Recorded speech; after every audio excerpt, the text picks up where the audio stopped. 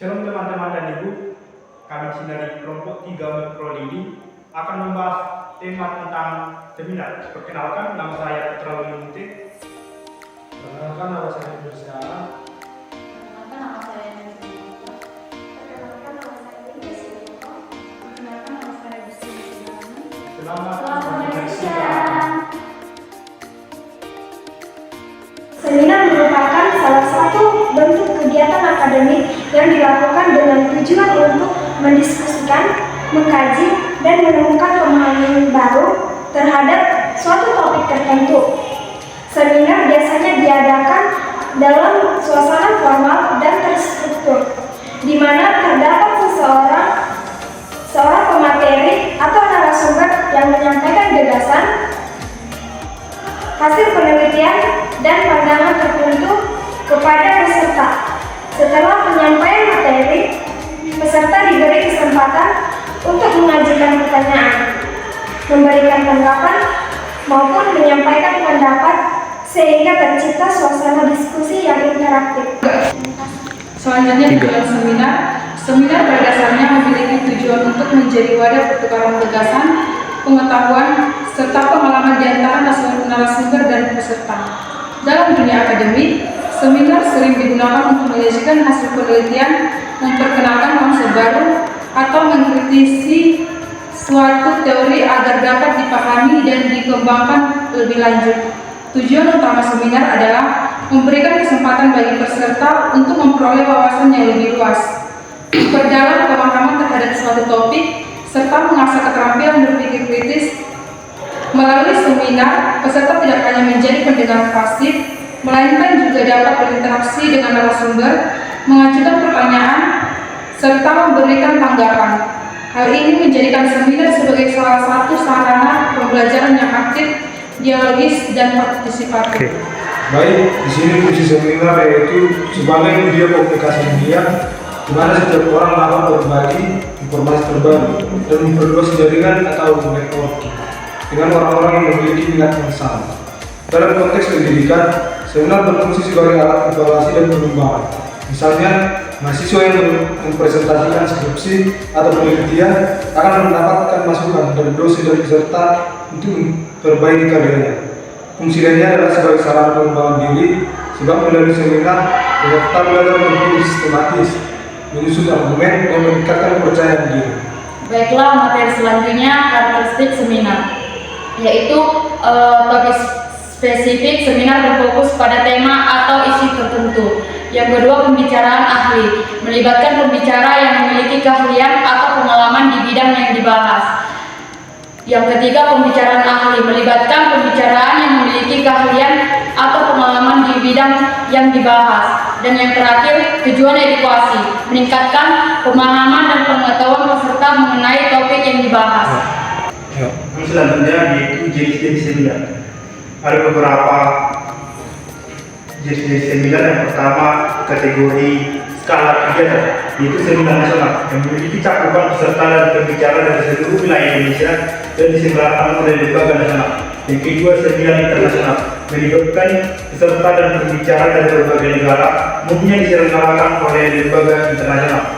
Itu kategori kedua dan jenis seperti yang pertama, seminar akademik atau pendidikan, sering diadakan oleh universitas atau lembaga pendidikan, fokus pada topik akademis, presentasi, penelitian, dan atau teori. Yang kedua itu seminar profesional, ditujukan untuk profesional agar dapat meningkatkan keterampilan mengikuti perkembangan industri atau memenuhi persyaratan pelatihan seperti di bidang hukum, kedokteran, dan bisnis. Yang ketiga itu seminar komunitas, terbuka untuk umum, membahas topik yang relevan dengan masyarakat luas seperti keuangan pribadi, kesehatan, atau isu komunitas. Kategori yang ketiga berdasarkan topik atau bidang ilmuwan. Yang pertama, seminar proposal skripsi, disesuaikan untuk mahasiswa sebagai bagian dari tugas akhir. Seminar proposal khusus mempresentasikan rencana penelitian, sedangkan seminar skripsi untuk menyajikan hasil penelitian. Yang kedua itu seminar teknologi dan matematika, berfokus pada perkembangan terbaru dalam teknologi atau teori seperti aplikasi matematika. Yang ketiga itu seminar budaya, mengeksplorasi berbagai aspek budaya dan relevansinya dalam masyarakat. Yang keempat itu seminar kesehatan, membahas isu-isu terkini dalam dunia kesehatan seperti perawatan, kefarmasian atau kesehatan publik. Yang terakhir itu seminar motivasi, memberikan dukungan, dorongan dan inspirasi kepada peserta untuk mencapai tujuan tertentu.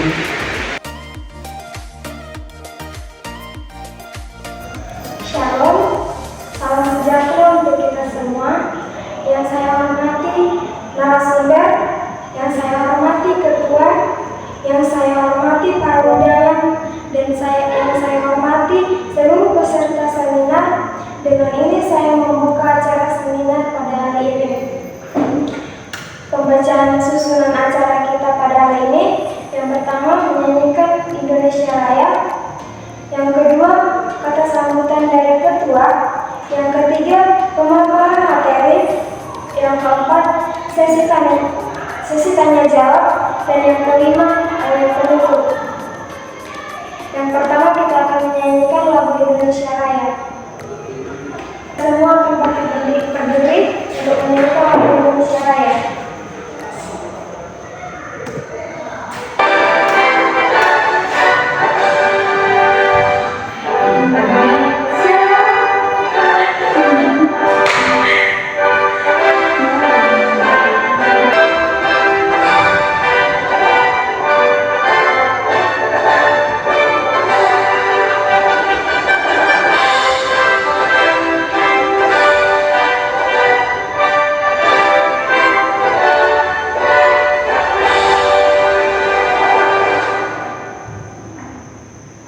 Baiklah para hadirin, silakan duduk.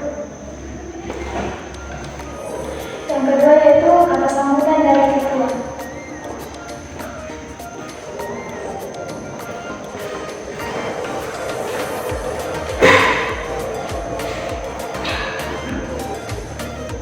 Dengan penuh rasa syukur, saya menyambut kehadiran kita semua yang ada di tempat ini. Dalam kegiatan hari ini yang mengangkat tema membentuk pemimpin muda berkarakter di era digital. Kegiatan ini adalah kita adakan sebagai ruang belajar bersama untuk membantu generasi muda memahami pentingnya karakter, integritas, dan kemampuan mengelola teknologi secara bijak di tengah derasnya arus informasi. Melalui sesi ini, saya berharap kita semua dapat memperoleh wawasan baru, termotivasi untuk berkembang, dan semakin siap menjadi pribadi yang berpengaruh positif bagi lingkungan sekitar. Terima kasih atas kehadiran dan semangat yang dibawa hari ini. Semoga kegiatan ini berjalan lancar dan bermanfaat bagi kita semua. Terima kasih.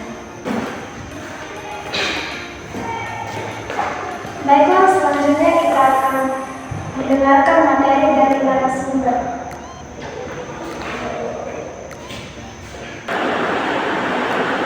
Halo mahasiswa sekalian, pertama-tama izinkan saya memperkenalkan diri. Nama saya Putra Widimunte, selaku narasumber pada webinar kita kali ini. Selamat salam sejahtera teman-teman sekalian yang saya hormati, para dosen, teman-teman panitia, dan seluruh peserta yang hadir pada seminar kali ini. Terima kasih sudah memberikan saya ruang untuk berbagi, berdiskusi, dan sama-sama belajar dengan sebuah topik yang sangat penting, yaitu membentuk pemimpin muda berkarakter di era digital. Teman-teman, sudah hidup di zaman di mana perubahan bisa begitu cepat. Dia bergerak bukan lagi dalam hitungan tahun, bulan, bahkan detik. Teknologi berkembang seperti air yang terus mengalir tiada henti. Dan di tengah arus itulah kita semua sebagai generasi muda dihadapkan pada sebuah tantangan besar, yaitu bagaimana memimpin, bagaimana memberi dampak, dan bagaimana tetap berkarakter. Teman-teman, izinkan saya mulai dengan satu kalimat, yaitu era digital menjadi sebuah peluang tanpa batas, tetapi juga godaan tanpa batas. Hari ini, hampir semua aktivitas kita berhubungan dengan teknologi, belajar, bekerja, berkomunikasi, bahkan membangun relasi. Dengan satu klik, kita bisa dikenal. Dengan satu negara, kita bisa mempengaruhi daerah. Dengan saat ini kita bisa membangun gerakan-gerakan besar. Namun di balik itu, ada tantangan yang tidak kalah kuatnya, yaitu distraksi berhenti, informasi yang bercampur antara fakta dan manipulasi, budaya instan yang menormalisasi jalan pintas, dan tekanan sosial yang membuat banyak orang harus terlihat sempurna di dunia maya. Disinilah karakter menjadi penting. Karakter adalah jangkar. Ketika dunia digital bergerak tanpa arah, karakterlah yang membuat kita tetap berdiri teguh. Teman-teman, menjadi pemimpin tidak menyebut kita punya jabatan ketua BEM, ketua PPS, atau posisi-posisi tertentu. Pemimpinlah yang dari kebiasaan, bukan jabatan. Pemimpin muda yang berkarakter itu tumbuh dari cara-cara sederhana. Bagaimana kita bertanggung jawab dengan tugas kecil, bagaimana kita menghargai waktu, bagaimana kita memperlakukan orang lain, terutama yang berbeda pendapat. Bagaimana kita tetap jujur, meski tidak ada yang melihat. Bagaimana kita menggunakan teknologi, bukan untuk pamer, tetapi untuk belajar, berkembang, dan berbagi. Pemimpin yang baik tidak tercipta dari sorotan kamera, tetapi dari disiplin yang dilakukan ketika tidak ada yang menonton. Hari ini, banyak anak muda yang bebas secara teknis. Mereka bisa edit video dalam hitungan menit, membuat konten kreatif, memahami AI, coding, dan analisis, dan banyak hal lainnya. Semua itu luar biasa. Tetapi ada pertanyaan yang lebih penting. Apakah kita mampu mengendalikan diri saat teknologi kita banyak berada? Era digital membuat kita mudah terdistraksi, mudah terprovokasi, mudah meniru tanpa menyaring, mudah membangun citra palsu, mudah mengembangkan prinsip dari validasi sosial. Itulah sebabnya pemimpin muda mempertahankan mereka yang menguasai teknologi, tapi mereka yang menguasai diri terlebih dahulu, menguasai pikiran, emosi, respon, dan sikapnya. Dalam banyak kasus kepemimpinan hari ini, yang membuat seorang jatuh bukan perannya sendiri, tapi karena karakternya tidak kuat menahan tekanan. Teman-teman, pada hari ini izinkan saya menyampaikan ada 5 karakter, ada 5 pilar karakter pemimpin muda di era digital. Yang pertama, integritas. Ini fondasi. Integritas artinya konsisten apa yang kita katakan dengan apa yang kita lakukan. Di era semua bisa dipalsukan, pemimpin yang jujur adalah pemimpin yang langka sekaligus dicari. Yang kedua, teman-teman, yaitu empati. Teknologi membuat kita terhubung, tapi tidak selalu membuat kita peduli. Pemimpin harus mampu mendengarkan, memahami, dan merasakan. Yang ketiga, teman-teman, berpikir kritis. Tidak semua informasi itu benar. Pemimpin muda harus berani bertanya, benarkah ini, bermanfaatkah ini, apa dampaknya ini. Dan membuat teman-teman disiplin. Di era penuh distraksi, disiplin adalah kebawaan sumber. Pemimpin yang berhasil bukan yang paling pintar, tetapi yang paling konsisten. Yang kelima, teman-teman, tanggung jawab digital. Apa yang kita bagikan, tulis, tonton, dan konsumsi di dunia digital ini berbentuk siapa kita. Pemimpin muda harus mampu melihat konten, kata, dan tindakan digital dengan bijak. Seringkali kita punya anggapan bahwa pemimpin itu harus sempurna, tidak boleh salah, tidak boleh gagal, tidak boleh tanpa ragu. Padahal justru sebaliknya, pemimpin muda yang menginspirasi adalah mereka yang mau belajar dari kesalahan, mau bangkit ketika jatuh, mau berkembang secara terus-menerus. Teman-teman, jangan takut gagal, jangan takut terlihat tidak sempurna, jangan takut berjalan lebih pelan dari orang lain. Yang tidak boleh adalah berhenti, karena yang terjadi adalah mereka yang tidak pernah jatuh, tapi mereka yang tidak pernah menyerah. Sekarang pertanyaannya, bagaimana kita menggunakan era digital untuk membentuk dan mengekspresikan kepemimpinan kita? Beberapa hal sederhana yang bisa kita lakukan. Yang pertama yaitu bangun personal branding yang penting. Gunakan media sosial untuk menentukan nilai dan karya, bukan sekedar bayar. Yang kedua, jadikan podcast sebagai alat perubahan, mulai dari hal kecil seperti berbagi informasi bermanfaat, mengedukasi publik, dan memotivasi teman sebaya. Yang ketiga teman-teman, memimpin komunitas kecil. Memimpin tidak memimpin kerumunan besar, bahkan memiliki orang saja itu bagian dari kepemimpinan. Dan yang keempat teman-teman, gunakan teknologi untuk belajar lebih cepat. Memimpin adalah belajar sendiri. Di era digital, kesempatan belajar tersedia setiap ini. Yang kelima teman-teman, bangun relasi digital dengan etika. Jangan hanya fokus pada koneksi, tapi bangun hubungan-hubungan yang berkualitas. Teman-teman, perubahan tidak dimulai dari sesuatu yang besar. Perubahan dimulai ketika kita berani mengambil keputusan sederhana tapi bermakna, seperti memulai kebiasaan bahasa seperti sehari, memilih kata yang lebih baik ketika kita berkomunikasi, berani mengatakan tidak terhadap hal yang tidak sesuai dengan nilai kita, membantu teman yang kesulitan tanpa diminta, bersikap profesional dalam tugas organisasi, menghargai semua orang, tidak peduli posisi atau latar belakangnya. Pemimpin muda yang hebat bukan mereka yang mendukung perubahan besar, tapi mereka yang menciptakan perubahan yang sendiri melalui tindakan sehari-hari. Teman-teman, dunia digital terus berubah, tapi satu yang tidak terus berubah adalah kultur dunia akan pemimpin muda yang berkarakter. Pemimpin yang berpikir dengan kepala, pemimpin dengan hati, bertindak dengan konsisten. Pemimpin yang tidak hanya ingin dikenal, tetapi ingin bermakna. Pemimpin yang bukan hanya mengikuti tren, tetapi menciptakan arah baru. Dan saya percaya, pemimpin muda itu ada di ruang ini, ada pada diri kita masing-masing. Tugas kita bukan hanya sempurna. Saya ulangi teman-teman, tugas kita bukan menjadi sempurna, tetapi menjadi lebih baik dari hari ke hari. Tugas kita bukan menjadi pemimpin yang ditakuti, tetapi menjadi pemimpin yang diteladani. Tugas kita bukan hanya menguasai teknologi, tetapi membawa teknologi menuju kebaikan.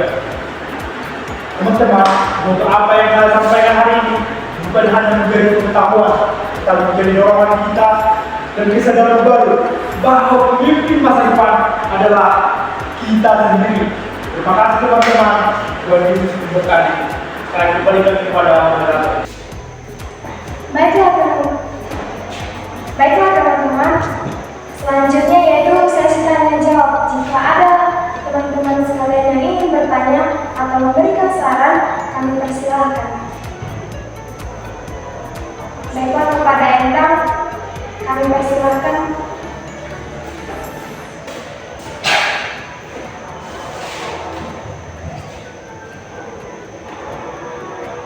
Dari pembahasan materi membentuk pemimpin muda berkarakter di era digital, yang menjadi pertanyaan saya, bagaimana cara membangun karakter kepemimpinan jika kita masih sering merasa belum percaya diri atau takut memulainya? Baiklah, terima kasih atas pertanyaannya. Apakah narasumber langsung menjawab atau dulu? Baiklah, apakah ada lagi yang ingin bertanya atau memberikan saran? Baiklah, kepada Henry, kami persilahkan.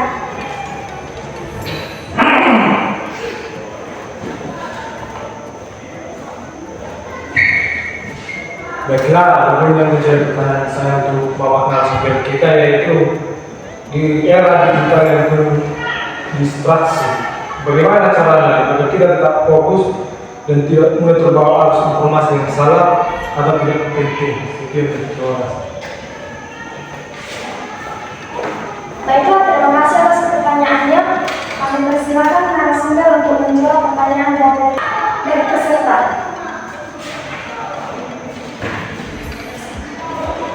Baik, saya akan menjawab pertanyaan pertama dari bagaimana cara membangun karakter kepemimpinan jika kita masih sering merasa kurang percaya dan takut untuk memulai.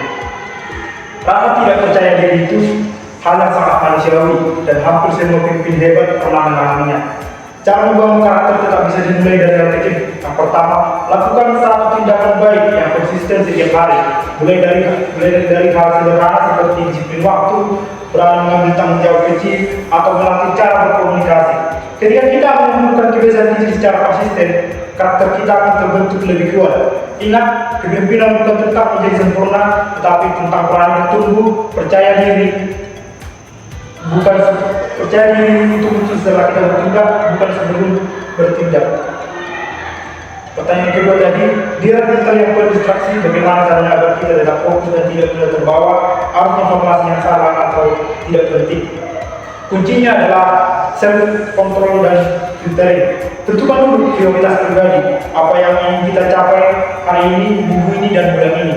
Setelah itu, atur pembatasan digital seperti membatasi waktu scroll media sosial, menggunakan mode fokus, atau memastikan akun-akun yang tidak membangun diri kita. Untuk menghindari arus informasi yang salah, kita akan membiasakan berpikir kritis, cek sumber informasi, bandingkan dengan referensi lain, dan tanyakan apakah informasi itu bermanfaat atau hanya membuat kita panik atau bingung. Pemimpin yang berkarakter adalah mereka yang mampu mengendalikan teknologi, bukan dikendalikan olehnya. Demikian.